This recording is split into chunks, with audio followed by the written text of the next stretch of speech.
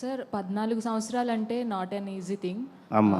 ఒక జీవితకాలమే కోల్పోయినట్లు. కానీ మీరు ఈ 14 సంవత్సరాల్లో చాలా చూసుంటారు. బయట నుంచి ఎన్ని వస్తున్నా కానీ అవి తట్టుకోవాలి. వాటిని తట్టుకుంటూనే ఫ్యామిలీని కూడా మేనేజ్ చేస్తూ వాళ్ళకి ధైర్యం ఇస్తూ ఉండాలి. సో మీరు ఈ సిచ్యువేషన్స్ని ఎలా తట్టుకోగలిగారు? సో వాళ్ళకి ఎలా ధైర్యం చెప్పగలిగారు? కేవలం భగవంతుడి మీద భారం వేయడం, మనోధైర్యంగా ఉండడమేనమ్మా, వేరేం లేదు. ప్రతిదీ కూడా ఆచితూచి ఆలోచించి పనిచేయాలి. ఒళ్ళు దగ్గర పెట్టుకొని పనిచేయాలి. అదమ్మా.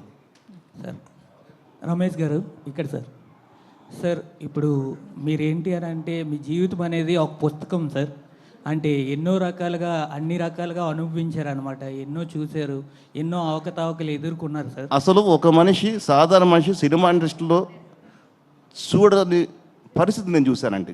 Okay sir. What is meant by life అంటే ఏం చెప్తారు sir? Me what is meant by life అంటే ఏం చెప్తారు? అర్థం కాలండి. జీవితం అంటే ఏంటి అని అంటే ఏం చెప్తారు? జీవితం అంటే ఏముంది సార్? జీవితం అంటే జీవితం సార్, అంతే. అంటే మీ ఉద్దేశంలో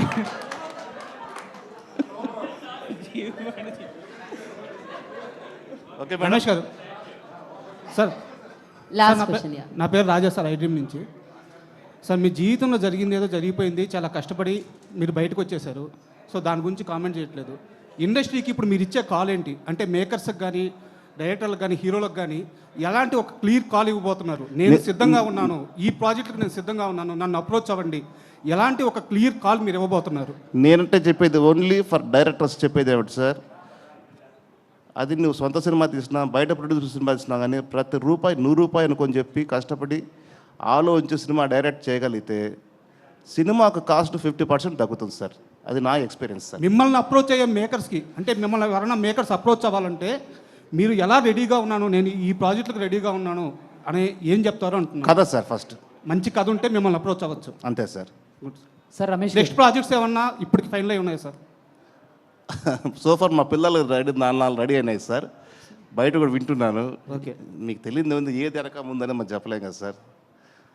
జరగాల్సిందే జరుగుతుంది అన్నమాట. All the best sir. Thank you very much sir.